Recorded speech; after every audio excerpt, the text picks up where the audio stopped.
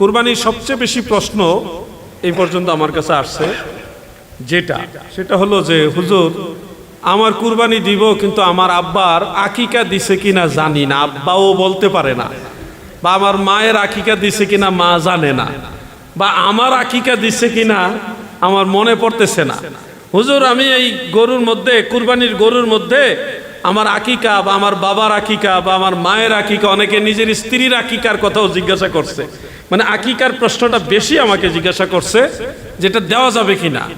একই পশুতে, কুরবানির পশুর মধ্যে কুরবানির শরীক প্লাস আকিকা দুইটা একসাথে দেওয়া যাবে কিনা, এই মাসআলাটা নিশ্চয়ই আপনাদের অনেকের জানার দরকার।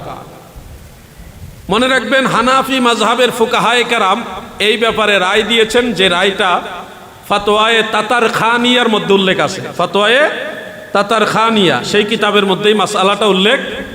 কুরবানির পশুর মধ্যে কুরবানি যেটা আপনার ওয়াজিব, এই ওয়াজিব কুরবানির শরীক বহাল রেখে, ঠিক রেখে, এরপরে যদি আপনি একই পশুর মধ্যে, সেটা গরু হোক, সেটা উট হোক, বা কুরবানির অন্য পশু যেটার মধ্যে একাধিক নাম দেওয়া যায়, এরকম পশু হোক, সেটার মধ্যে আপনি আকিকাও দিতে পারবেন।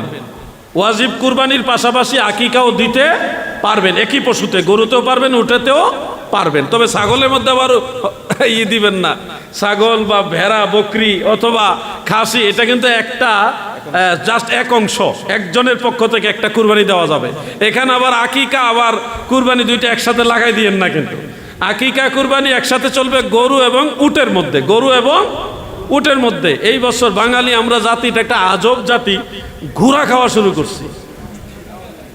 ঘোড়া খাইতে খাইতে খাইতে খাইতে এখন সান্ডা খাওয়া শুরু করছে। কি একটা মুসিবতের যুগে আছি আমরা। এই কতক্ষণ ঘোড়া খায়, কতক্ষণ সান্ডা খায়, আবার কয়দিন ফরেনি কুমির খাওয়া শুরু করে।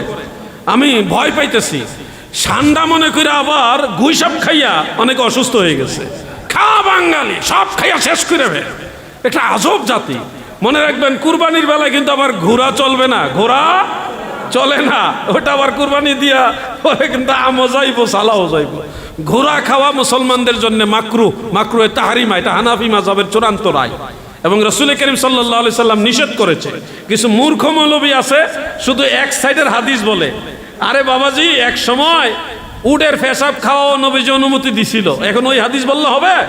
পরে যে নবীজি নিষেধ করছে এটা তোমার দেখতে হবে না? এখন আগের হাদিস আর পরের হাদিস বুঝে না। এক সময় নবীজি বলছে কবর জিয়ারত করা যাবে না, এটা আগের হাদিস, পরে বলছে এখন থেকে কবর জিয়ারত করো, তো আগের হাদিস পরের হাদিস বুঝতে হবে না? এক সময় নবীজি বলছে 3 দিনের বেশি কুরবানির গোশত খাওয়া যাবে না, তো এটা তো আগের হাদিস, পরে নবীজি বলছে এখন থেকে যতদিন পারো খেতে পারো, এটা হলো ফাইনাল হাদিস, সর্বশেষ হাদিস। আগের হাদিস পরের হাদিস বুঝতে হবে না?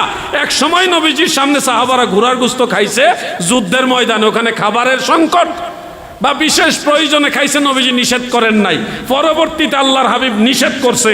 এখন ফাইনাল যেটা ওইটা মানতে হবে না আপনাকে? সুবিধা মতো নিজেরটা মাইনে নিলেন, আর সুবিধা না হইলে মানবেন না, এই সুবিধাবাদী ধর্ম তো চলবে না। আপনাকে চূড়ান্ত শরীয়ত সম্পর্কে জেনে তারপরে মানতে হবে। কুরবানির ক্ষেত্রে স্পষ্ট মাসআলা হলো, একই পশুতে গরু অথবা উট, যেটার মধ্যে 7 শরীক বা কোনো ইমামদের মধ্যে 10 শরীকও দেওয়া যায় উটের মধ্যে, তো 7 শরীকে কুরবানি দিবেন। সেখানে ওয়াজিব কুরবানির পাশাপাশি আপনারা চাইলে আকিকাও আদায় করতে পারবেন। আকিকার সুন্নত তরিকাগুলো মনে রাখবেন।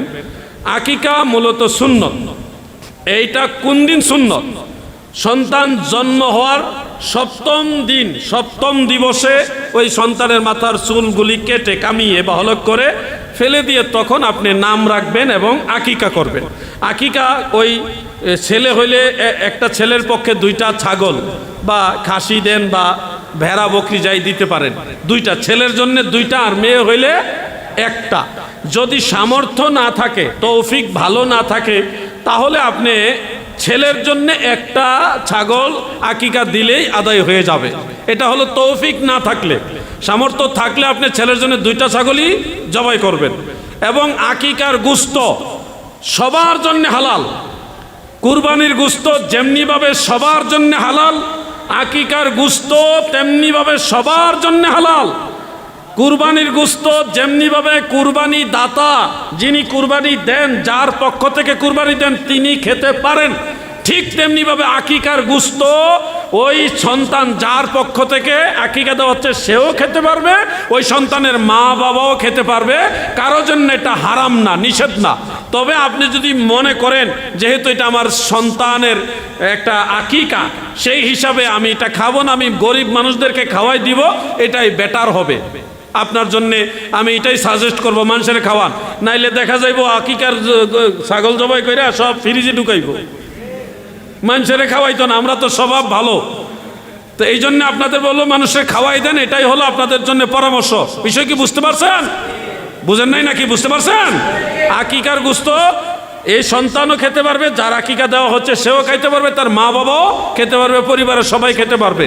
তার অর্থ এই না যে আকিকা নিজেরাই সব খাইবেন, বরং এই আকিকার গোশতটা সবাইকে খাওয়াই দিবেন। হুজুর আকিকা যদি না দেই তাহলে কি হবে? আকিকা না দিলে যেই সন্তান জন্ম হয়েছে তার আকিকা যদি না দেন, যতদিনই আকিকা না দিবেন ততদিন তার শরীরের মধ্যে রোগ বেমার চলার পথে হঠাৎ উষ্টা খাইয়া পইরা ব্যথা পেয়ে যাব, মানে বালা মুসিবত, একটা না একটা সমস্যা, রোগ, হ্যাঁ বেমার, এগুলি লেগেই থাকবে, কখনো এটা সারবে না। এই জন্য সন্তানের ভালো কল্যাণ নিশ্চয়ই বাবা হিসেবে আপনারা সবাই চান, চান কিনা? এই জন্য সন্তানের আকিকা যত দ্রুত সম্ভব আদায় করবেন। এটা হলো সপ্তম দিবসে আদায় করাটা হলো সুন্নত। এখন কেউ যদি অর্থ কষ্টের কারণে বা দারিদ্রতার কারণে সপ্তম দিনে আদায় করতে না পারেন, পরবর্তীতেও আপনি চাইলে আকিকা আদায় করতে পারবেন। কারণ দয়াল নবীজির নবুয়ত প্রকাশ হওয়ার পরে রসুল করিম সাল্লাল্লাহু আলাইহি সাল্লাম নিজের পক্ষ থেকে আবার আকিকা আদায় করেছেন। এটা সহিহ এবং দাঈফ দুইটা সনদে আছে। তো এই জন্য আপনারাও চাইলে নিজের আকিকা যদি আদায় না হয়ে থাকে, আপনার আকিকা শিশুকাল আদায় করেননি বা করছেন বলে জানা যায়নি, তাহলে আপনার আকিকা আপনি নিজেও পরবর্তীতে কুরবানির পশুর মধ্যে কুরবানির শরীক বহাল রেখে আপনারটা আপনি আদায় করতে পারবেন। বুঝতে পারছেন বিষয়? আমার সাথে সারাদিন বুঝতে পারছেন? আপনি আপনার মা বাবার আকিকা, সন্তান বা ভাই বোন বা কোনো পরিবারের সদস্য তাদের আকিকাও আপনি আদায় করতে পারবেন। আল্লাহ তাআলা আমাদের সবাইকে বোঝার তৌফিক দেন, বলেন আমিন। কুরবানির গোশত তিনটা ভাগ করা মুস্তাহাব পর্যায়ের সুন্নত। কয়টা ভাগ? কয় ভাগ? 3 ভাগ। পুরোটাই নিজেরা খাবেন না।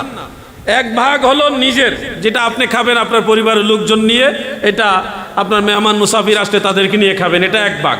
আর দ্বিতীয় ভাগটা হলো আত্মীয় স্বজন অথবা প্রতিবেশীর মধ্যে যারা কুরবানি দেয়নি, দিতে পারেনি, এদেরকে দিবেন। মনে রাখবেন তৃতীয় ভাগটা গরিব মিসকিনের জন্য। তো গরিব মিসকিনকে সবাই দেয়, গরিব মিসকিনকে সবাই কুরবানির গোশত দেয়, কিন্তু যারা গত বছর কুরবানি দিয়েছে এই বছর অভাবের কারণে, অর্থনৈতিক দৈন্যতার কারণে দিতে পারে নাই, এই মানুষগুলিকে তেমন একটা খেয়াল করা হয় না।